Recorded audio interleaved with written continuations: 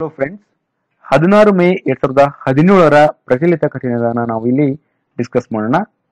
ಹಲವಾರು ಜನ ನನಗೆ ಈ PDF ಅನ್ನ ಹೇಗೆ ಡೌನ್ಲೋಡ್ ಮಾಡ್ಬೇಕಂತ ಕೇಳ್ತಾ ಇದ್ದಾರೆ. PDF ನೀವು ಪ್ಲೀಸ್ ಎಲ್ಲರೂ ಟೆಲಿಗ್ರಾಮ್ ಚಾನೆಲ್ಗೆ ಆಡ್ ಆಗ್ರಿ.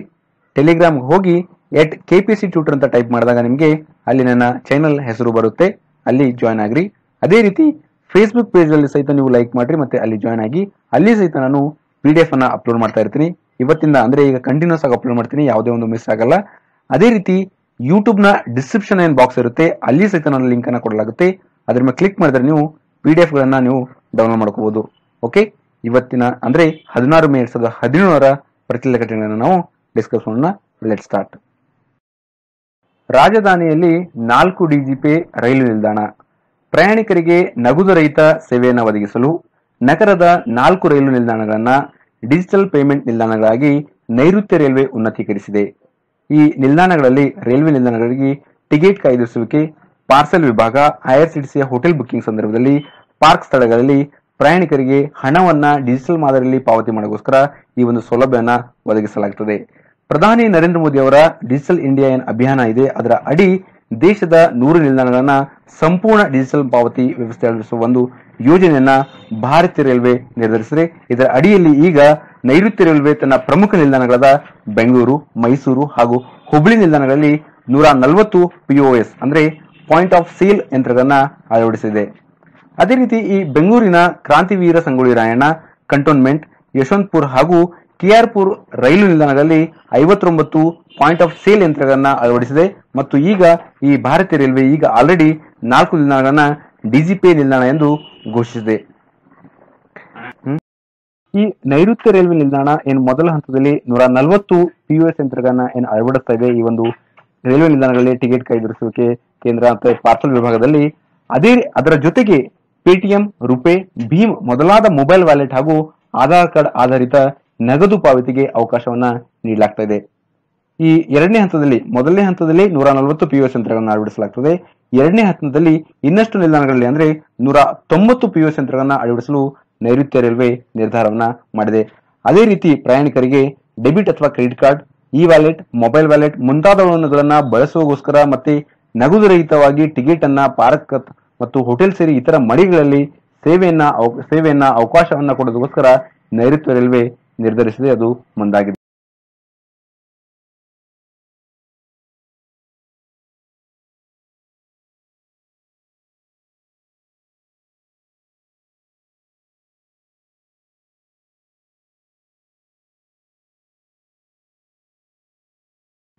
ಇಲ್ಲಿ ಚಿತ್ರದಲ್ಲಿ ಕಾಣಿಸ್ತಾ ಇರುವುದು ಇದು POS machine, point of sale machine ಅಂತ ಇದನ್ನ ಕರೀತಾರೆ. ಇದು ರೈಲ್ವೆ ನಿಲ್ದಾಣಗಳಲ್ಲಿ 140 ಈ ಮಷಿನ್ಗಳನ್ನ ಅಳವಡಿಸಲಾಗ್ತದೆ ಈ ಒಂದು ಮೊದಲನೇ ಹಂತದಲ್ಲಿ. ಇರಾನ್ನಿಂದಲೂ LPG ಆಮದು. ನಮ್ಮ ದೇಶದಲ್ಲಿ ಅಡುಗೆ ಅನಿಲಕ್ಕೆ ಹೆಚ್ಚಿನ ಬೇಡಿಕೆ ಉಂಟಾಗಿದೆ. ಹೆಚ್ಚಿನ ಬೇಡಿಕೆಯನ್ನ ಪೂರೈಸುವ ಸಲುವಾಗಿ ಇರಾನ್ನಿಂದ LPG ಆಮದು ಮಾಡಿಕೊಳ್ಳುವ ಗುತ್ತಿಗೆಗೆ ಇದೇ ಮೊದಲ ಬಾರಿ ಭಾರತ ಸಹಿ ಹಾಕಿದೆ. ನಮ್ಮ ದೇಶದಲ್ಲಿ ಮಾಸಿಕವಾಗಿ 10 ಲಕ್ಷ ಟನ್ LPG ಅವಶ್ಯವಿದೆ. ಮತ್ತು ಇನ್ನೊಂದು ವಿಷಯ ಏನಂದ್ರೆ, ನಮ್ಮ ಭಾರತದಲ್ಲಿ ಪ್ರಧಾನಿ ನರೇಂದ್ರ ಮೋದಿ ಅವರು ಪ್ರಧಾನಮಂತ್ರಿ ಉಜ್ವಲ್ ಯೋಜನಾ ಅಂತ ಒಂದು ಹೊಸ ಯೋಜನೆಯನ್ನ ಅದು ಕೈಗೊಂಡ್ರು. ಆ ಹೊಸ ಯೋಜನೆಯ ಮುಖಾಂತರ ಸರ್ಕಾರವು ಬಡ ಮಹಿಳೆಯರಿಗೆ ಉಚಿತ LPG ವಿತರಿಸುವ ಒಂದು ಯೋಜನೆ ಅದಾಗಿತ್ತು. ಹಾಗಾಗಿ ಏನಾಗಿದೆ, ಈ ಅಡುಗೆ ಅನಿಲ ನಮ್ಮ ದೇಶದಲ್ಲಿ ಅದಕ್ಕೆ ಹೆಚ್ಚಿನ ಬೇಡಿಕೆಯನ್ನಾಗಿದೆ. ಹಾಗಾಗಿ ಈ ಬೇಡಿಕೆಯನ್ನು ಪೂರೈಸುವ ಸಲುವಾಗಿ ಇರಾನ್ನಿಂದ LPG ಆಮದು ಮಾಡಿಕೊಳ್ಳುವ ಸಲುವಾಗಿ ಗುತ್ತಿಗೆಗೆ ಇದೇ ಮೊದಲ ಬಾರಿಗೆ ಭಾರತ ಸಹಿ ಹಾಕಿದೆ. 2016-17ರಲ್ಲಿ LPG ಬಳಕೆ 9.8% ಹೆಚ್ಚಾಗಿದೆ ಅಂತೆ. ವಾರ್ಷಿಕವಾಗಿ ನಮಗೆ 2.2 ಕೋಟಿ ಟನ್ ಅಷ್ಟು LPG ಬೇಕಾಗಿದೆ. ಅದರ ಪೈಕಿ 1.1 ಕೋಟಿ ಟನ್ LPG ಆಮದು ಮಾಡಿಕೊಳ್ಳಲಾಗಿದೆ.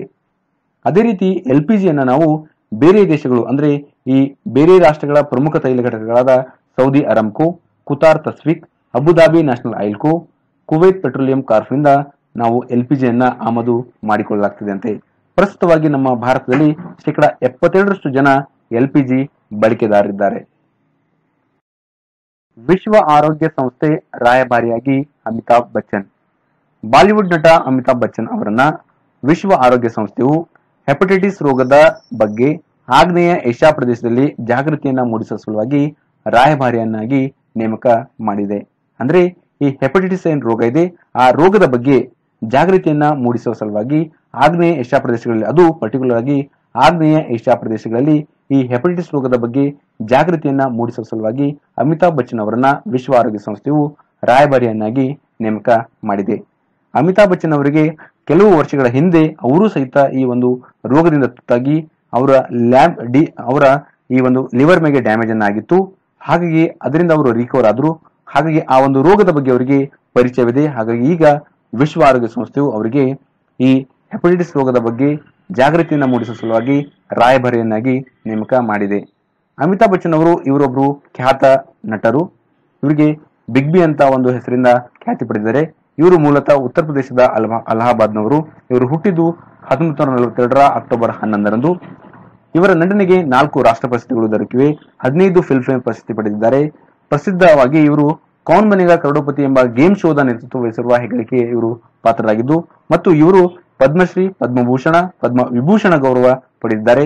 ದೆಹಲಿ ವಿಶ್ವವಿದ್ಯಾಲಯ ಮತ್ತು ಜೋಧ್ಪುರ್ ವಿಶ್ವವಿದ್ಯಾಲಯಗಳಿಂದ ಇವರಿಗೆ ಅಮಿತಾಬ್ ಅವರಿಗೆ ಡಾ.8 ಪದವಿ ನೀಡಿ ಗೌರವಿಸಿದೆ. ಅಂದ್ರೆ ಈ ದೆಹಲಿ ವಿಶ್ವವಿದ್ಯಾಲಯ ಮತ್ತು ಜೋಧ್ಪುರ್ ವಿಶ್ವವಿದ್ಯಾಲಯ ಇವರಿಗೆ ಅಮಿತಾಬ್ ಅವರಿಗೆ ಡಾ.8 ಪದವಿ ನೀಡಿ ಗೌರವಿಸಿದೆ. ವಿಶ್ವದ ಅತ್ಯಂತ ಆಳವಾದ ಸರೋವರ ಬೈಕಲ್. ರಷ್ಯಾದ ಸೈಬೀರಿಯಾದಲ್ಲಿರುವ ಬೈಕಲ್ ಸರೋವರವು ವಿಶ್ವದಲ್ಲಿಯೇ ಅತಿ ದೊಡ್ಡ ಸಿಹಿ ನೀರಿನ ಸರೋವರ ಮತ್ತು ಜಗತ್ತಿನ ಅತ್ಯಂತ ಆಳವಾದ ಸರೋವರ ಎಂಬ ಹೆಗ್ಗಳಿಕೆಗೆ ಪಾತ್ರವಾಗಿದೆ.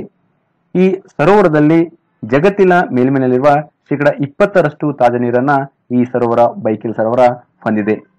ಅದೇ ರೀತಿ ಈ ಒಂದು ಸರೋವರ ವಿಶ್ವದ ಅತ್ಯಂತ ಹಳೆಯ ಸರೋವರವಾಗಿದೆ. ಇದು ಭೂಮಿಯ ಮೇಲಿನ 7 ಪ್ರಮುಖ ಸರೋವರದಲ್ಲಿ ಸ್ಥಾನವನ್ನ ಪಡೆದುಕೊಂಡಿದೆ. ಅದೇ ರೀತಿ 1996ರಲ್ಲಿ ಬೈಕಲ್ ಸರೋವರವನ್ನ ಯುನೆಸ್ಕೋ ವಿಶ್ವ ಪಾರಂಪರಿಕ ತಾಣವೆಂದು ಘೋಷಿಸಲಾಗಿದೆ ಮತ್ತು ಇಲ್ಲಿ ಅಪರೂಪದ ಜಲಜೀವಿಗಳಿಗೆ ಈ ಒಂದು ಸರೋವರ ವಾಸಸ್ಥಾನವಾಗಿದೆ. ಇಲ್ಲಿ ಇಂಪಾರ್ಟೆಂಟ್ ಆಗಿ ನೆನಪಿಟ್ಕೊಳ್ಳೋದು, ಬೈಕಲ್ ಸರೋವರ ಇದು ಒಂದು ಸಿಹಿ ನೀರಿನ ಸರೋವರ. ಇದು ರಷ್ಯಾದ ಸೈಬೀರಿಯಾದಲ್ಲಿ ಬರುತ್ತೆ. ಇದು ಅತ್ಯಂತ ಆಳವಾದ ಸರೋವರ ಮತ್ತು ಅತ್ಯಂತ ಹಳೆಯ ಸರೋವರವಾಗಿದೆ. ಇಂಡಿಯಾ ಮತ್ತು ಪ್ಯಾಲೆಸ್ಟೈನ್ ನಡುವೆ 5 ಒಪ್ಪಂದಗಳಿಗೆ ಸಹಿಯನ್ನ ಹಾಕಲಾಗಿದೆ. ಪ್ಯಾಲೆಸ್ಟೈನ್ನ ಅಧ್ಯಕ್ಷರಾದ ಮೊಹಮ್ಮದ್ ಅಬ್ಬಾಸ್ ಇವರು ಇಂಡಿಯಾಕ್ಕೆ ಬಂದರು. 4 ದಿವಸಗಳ ಒಂದು ಭೇಟಿಯನ್ನು ಕೊಟ್ಟಿದ್ರು. ಆ ಒಂದು ಸಂದರ್ಭದಲ್ಲಿ ಇಂಡಿಯಾ ಮತ್ತು ಪ್ಯಾಲೆಸ್ಟೈನ್ ನಡುವೆ 5 ಒಪ್ಪಂದಗಳಿಗೆ ಸಹಿಯನ್ನ ಹಾಕಲಾಗಿದೆ.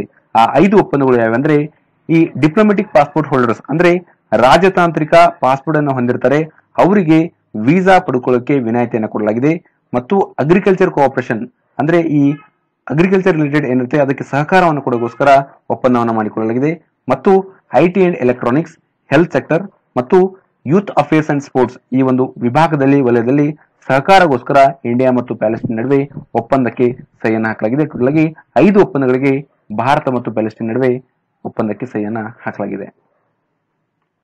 Rafael Nadal Madrid Open champion. ಸ್ಪೇನ್ನ ಸ್ಟಾರ್ ಆಟಗಾರರಾದ ರಾಫೆಲ್ ನಡಾಲ್ ಅವರ ವೃತ್ತಿ ಜೀವನದ 5ನೇ ಮ್ಯಾಡ್ರಿಡ್ ಓಪನ್ ಪ್ರಶಸ್ತಿಯನ್ನ ಜಯಿಸಿಕೊಂಡಿದ್ದಾರೆ. ಪುರುಷರ ಸಿಂಗಲ್ಸ್ ವಿಭಾಗದ ಫೈನಲ್ ನಲ್ಲಿ ಅವರು ಆಸ್ಟ್ರಿಯಾದ ಡೊಮಿನಿಕ್ ಅವರನ್ನ ಸೋಲಿಸಿ ಈ ಪ್ರಶಸ್ತಿಯನ್ನ ಅವರು ಮುಡಿಗೇರಿಸಿಕೊಂಡಿದ್ದಾರೆ, ಅಂದ್ರೆ ಜಯಿಸಿದ್ದಾರೆ. ಈ ಪಂದ್ಯಾವಳಿ, ಈ ಒಂದು ಓಪನ್ ಚಾಂಪಿಯನ್ಶಿಪ್ ಇದು ಕ್ಲೇ ಕೋರ್ಟ್ ನಲ್ಲಿ ನಡೆದಿತ್ತು. ಕ್ಲೇ ಕೋರ್ಟ್ ನಲ್ಲಿ ಅವರು ಜಯಿಸಿ ಒಟ್ಟಾರೆ 52 ಪ್ರಶಸ್ತಿಗಳನ್ನ ಈ ಒಂದು ಪ್ಲೇಸ್ ನಲ್ಲಿ ಅವರು ಪಡೆದುಕೊಂಡಿದ್ದಾರೆ, ಜಯಿಸಿದ್ದಾರಂತೆ.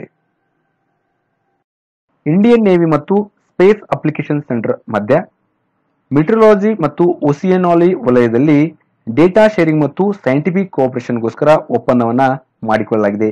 ಸ್ಪೇಸ್ ಅಪ್ಲಿಕೇಶನ್ ಸೆಂಟರ್ ಇದು ಅಹಮದಾಬಾದ್ ಮೂಲದ ಒಂದು ಸೆಂಟರ್ ಕೇಂದ್ರ. ಈ ಒಪ್ಪಂದವನ್ನ MOU ಅನ್ನ ವೈಸ್ ಅಡ್ಮಿರಲ್ SN ಘೋರ್ಮಡೆ ಇವರು ಡೈರೆಕ್ಟರ್ ಜನರಲ್ ನಾವಲ್ ಆಪರೇಷನ್ಸ್ ಮತ್ತು ಸ್ಯಾಕ್ ಡೈರೆಕ್ಟರ್ ಆದ ತಪನ್ ಮಿಶ್ರಾ ಇವರ ಮಧ್ಯ ಅಹಮದಾಬಾದ್ ನಲ್ಲಿ ಒಂದು ಇವೆಂಟ್ ನಲ್ಲಿ ಈ ಒಪ್ಪಂದಕ್ಕೆ ಸಹಿಯನ್ನ ಹಾಕಲಾಗಿದೆ. ಈ ಒಪ್ಪಂದದ ಮೂಲಕ ಏನಾಗುತ್ತೆ ಅಂದ್ರೆ ಒಂದು ಪ್ಲಾಟ್ಫಾರ್ಮ್ ಅನ್ನ ಕ್ರಿಯೇಟ್ ಆಗುತ್ತೆ. ಆ ಪ್ಲಾಟ್ಫಾರ್ಮ್ ಮೂಲಕ ಸ್ಯಾಕ್ ಏನ್ ಅಚೀವ್ ಮಾಡುತ್ತೆ, ಈ ಒಂದು ಮೆಟೀರಿಯಾಲಜಿ ಮತ್ತು ಓಸಿಯಾನಾಲಜಿಗೆ ಸಂಬಂಧಪಟ್ಟ ಏನ್ ಡೇಟಾ ಇರಬಹುದು ಅಥವಾ ಯಾವುದೇ ಒಂದು ಟೆಕ್ನಾಲಜಿ ಇರಬಹುದು ಸೈಂಟಿಫಿಕ್ ರಿಲೇಟೆಡ್, ಅದನ್ನ ಈ ಇಂಡಿಯನ್ ನೇವಿ ಜೊತೆ ಒಂದು ಶೇರ್ ಅನ್ನ ಮಾಡ್ಕೊಳ್ಳುತ್ತದೆ. ಹಾಗಾಗಿ ಈ ಎರಡರ ಮಧ್ಯೆ ಒಂದು ಕೊಲಾಬರೇಷನ್ ಆಗಿ ಈ ಎರಡೂ ಆರ್ಗನೈಸೇಷನ್ಗಳು ಒಪ್ಪಂದಕ್ಕೆ ಸಹಿ ಹಾಕಿದವೆ. ಪ್ರಶ್ನೆಗಳನ್ನ ಡಿಸ್ಕಸ್ ಮಾಡೋಣ. ಮೊದಲನೇ ಪ್ರಶ್ನೆ, ಭಾರತೀಯ ಉದ್ಯಮ ಒಕ್ಕೂಟದ ನೂತನ ಅಧ್ಯಕ್ಷರಾಗಿ ಆಯ್ಕೆಯಾದವರು ಯಾರು? ಶೋಭನಾ ಕಾಮಿನನಿ ಇವರು ಭಾರತೀಯ ಉದ್ಯಮ ಒಕ್ಕೂಟದ ನೂತನ ಅಧ್ಯಕ್ಷರಾಗಿ ಆಯ್ಕೆಯಾಗಿದ್ದಾರೆ. UAE ಅಲ್ ಫುಜೈರಾ ಕ್ಲಬ್ನ ನೂತನ ಕೋಚ್ ಆಗಿ ನೇಮಕರಾದವರು ಯಾರು? ಡಿಗೋ ಮರಡೋನಾ. ಇವರು ಯುಎಇಯ ಅಲ್ ಫುಜೈರಾ ಕ್ಲಬ್ನ ನೂತನ ಕೋಚ್ ಆಗಿ ನೇಮಕರಾಗಿದ್ದಾರೆ. ಇತ್ತೀಚೆಗೆ ಆರ್ಥಿಕ ವರ್ಷವನ್ನು ಜನವರಿಯಿಂದ ಡಿಸೆಂಬರ್ವರೆಗೆ ನಿಗದಿಪಡಿಸಿದ ದೇಶದ ಮೊದಲ ರಾಜ್ಯ ಯಾವುದು? ಮಧ್ಯಪ್ರದೇಶ. ಯೂಶುವಲಿ ಏನಾಗುತ್ತೆ, ಏಪ್ರಿಲ್ನಿಂದ ಮಾರ್ಚ್ವರೆಗೆ ಈ ಆರ್ಥಿಕ ವರ್ಷ ಏನಿರುತ್ತೆ ಆ ಆರ್ಥಿಕ ವರ್ಷವನ್ನ ಜನವರಿಯಿಂದ ಡಿಸೆಂಬರ್ವರೆಗೆ ಈ ಮಧ್ಯಪ್ರದೇಶ ಮೊದಲು ನಿಗದಿಪಡಿಸಿದೆ ಮತ್ತು ನಿಗದಿಪಡಿಸಿ ದೇಶದ ಮೊದಲ ರಾಜ್ಯ ಎಂಬ ಹೆಗ್ಗಳಿಕೆಗೆ ಪಾತ್ರವಾಗಿದೆ. ಯಾವ ಮೇಣದ ಪ್ರತಿಮೆಯನ್ನು ಇತ್ತೀಚೆಗೆ ನವದೆಹಲಿಯ ಮೇಡಮ್ ಟುಸಾಡ್ಸ್ ಮ್ಯೂಸಿಯಂನಲ್ಲಿ ಅನಾವರಣಗೊಳಿಸಲಾಯಿತು? ಕಪಿಲ್ ದೇವ್ ಅವರ ಮೇಣದ ಪ್ರತಿಮೆಯನ್ನ ಇತ್ತೀಚೆಗೆ ನವದೆಹಲಿಯ ಮೇಡಮ್ ಟುಸಾಡ್ಸ್ ಮ್ಯೂಸಿಯಂ, ಅದು ಇಂಗ್ಲೆಂಡ್ನಲ್ಲಿದೆ, ಅಲ್ಲಿ ಅನಾವರಣಗೊಳಿಸಲಾಯಿತು. ರೈತರಿಗೆ ಸ್ಪಷ್ಟವಾದ ಮಾಹಿತಿ ನೀಡುವ ಸಲುವಾಗಿ ಸ್ವಯಂಚಾಲಿತ ಹವಾಮಾನ ಕೇಂದ್ರ ಅಸ್ತಿತ್ವಕ್ಕೆ ಬಂದಿತು. ಅದು ಎಲ್ಲಿ? ಈ ಮಳೆ ಬಂದಾಗ ಇರ್ಬೋದು ಅಥವಾ ವೆದರ್ ಚೇಂಜ್ ಆದಾಗ ಈ ಹವಾಮಾನದ ಬಗ್ಗೆ ಏನು ಚೇಂಜಸ್ ಆಗಿರ್ತವೆ ಅದು ಸ್ವಯಂಚಾಲಿತವಾಗಿ ಗೊತ್ತು ಮಾಡೋಗೋಸ್ಕರ ಈ ಸ್ವಯಂಚಾಲಿತ ಹವಾಮಾನ ಕೇಂದ್ರವನ್ನ ಅದು ಅಸ್ತಿತ್ವಕ್ಕೆ ಬಂದಿತ್ತು. ಅದು ರೈತರಿಗೆ ಸ್ಪಷ್ಟವಾದ ಒಂದು ಮಾಹಿತಿ ಕೊಡೋದಕ್ಕೋಸ್ಕರ ಆ ಒಂದು ಸ್ವಯಂಚಾಲಿತ ಹವಾಮಾನ ಕೇಂದ್ರವನ್ನ ಅಸ್ತಿತ್ವಕ್ಕೆ ಬಂದಿದ್ದು ನಾಗ್ಪುರದಲ್ಲಿ. ಓಕೆ, ವೆರಿ ವೆರಿ ಇಂಪಾರ್ಟೆಂಟ್, ನಾಗ್ಪುರದಲ್ಲಿ. ಫಿಫಾ ಆಡಳಿತ ಸಮಿತಿ ಅಧ್ಯಕ್ಷರಾಗಿ ಆಯ್ಕೆಯಾದ ದೆಹಲಿ ಹೈಕೋರ್ಟ್ ನಿವೃತ್ತ ನ್ಯಾಯಮೂರ್ತಿ ಯಾರು? ಈ ಫಿಫಾ ಆಡಳಿತ ಸಮಿತಿಗೆ ಅಧ್ಯಕ್ಷರಾಗಿ ಆಯ್ಕೆಯಾದವರು ಮುಕುಲ್ ಮುದ್ಗಲ್. ಇವರೊಬ್ಬರು ದೆಹಲಿ ಹೈಕೋರ್ಟ್ನ ನಿವೃತ್ತ ನ್ಯಾಯಮೂರ್ತಿ. ಯಾವ ದೇಶವು 2017ರ ಆರ್ಕ್ಟಿಕ್ ಎನರ್ಜಿ ಸಮಿತಿಯ ಆತಿಥ್ಯ ವಹಿಸಲಿದೆ? ಫಿನ್ಲ್ಯಾಂಡ್. ಈ ಹೆಲಿಕ್ಸಿಂಗ್ ಏನಿದೆ ಅದು 2017ರ ಆರ್ಕ್ಟಿಕ್ ಎನರ್ಜಿ ಸಮಿತಿಯ ಆತಿಥ್ಯ ವಹಿಸಲಿದೆ. ಒನ್ ಬೆಲ್ಟ್ ಒನ್ ರೋಡ್ ಸಮಿತಿಯ ಆತಿಥ್ಯ ವಹಿಸಿದ ದೇಶ? ಒನ್ ಬೆಲ್ಟ್ ಒನ್ ರೋಡ್ ಸಮಿತಿಯ ಆತಿಥ್ಯ ವಹಿಸಿದ ದೇಶ ಚೀನಾ. ಇತ್ತೀಚೆಗೆ ಫ್ರಾನ್ಸ್ಗೆ ಆಯ್ಕೆಯಾದ ಭಾರತೀಯ ರಾಯಭಾರಿ ಯಾರು? ವಿನಯ್ ಮೋಹನ್ ಕ್ವಾತ್ರಾ. ಇವರು ಫ್ರಾನ್ಸ್ಗೆ ಆಯ್ಕೆಯಾದ ಭಾರತೀಯ ರಾಯಭಾರಿ. 2017ರ ಇಂಟರ್ನ್ಯಾಷನಲ್ ನರ್ಸ್ ದಿನದ ಥೀಮ್ ಯಾವುದು? 2017ರ ಇಂಟರ್ನ್ಯಾಷನಲ್ ನರ್ಸ್ ದಿನದ theme a voice to lead. Thank you so much. ಒಂದು ವೇಳೆ ವಿಡಿಯೋ ಲೈಕ್ ಆದ್ರೆ ಪ್ಲೀಸ್ ಲೈಕ್ ಮಾಡ್ರಿ, ಶೇರ್ ಮಾಡ್ರಿ, ಸಬ್ಸ್ಕ್ರೈಬ್ ಮಾಡ್ರಿ ಮತ್ತೆ ಕಮೆಂಟ್ ಮಾಡ್ರಿ. PPT ಡೌನ್ಲೋಡ್ ಮಾಡಬೇಕಾದ್ರೆ ನಾನು ಫ್ರಂಟ್ ಪೇಜಲ್ಲಿ ಲಿಂಕ್ಸ್ ಅನ್ನ ಅಲ್ಲಿ ಪ್ರೊವೈಡ್ ಮಾಡಿದ್ದೀನಿ. ಫೇಸ್ಬುಕ್ ಲಿಂಕು, ಟೆಲಿಗ್ರಾಮ್ ಲಿಂಕು ಮತ್ತೆ ಯೂಟ್ಯೂಬ್ ಡಿಸ್ಕ್ರಿಪ್ಷನ್ ಬಾಕ್ಸ್ ನಲ್ಲಿ ನಾನು ಸಹಿತ ಲಿಂಕ್ ಅನ್ನ ಕೊಡಲಾಗ್ತಿದೆ. ಅಲ್ಲಿ ಸಹಿತ ನೀವು ಹೋಗಿ ಈ PPT ಅನ್ನ ನೀವು ಡೌನ್ಲೋಡ್ ಮಾಡ್ಕೋಬಹುದು. Thank you so much.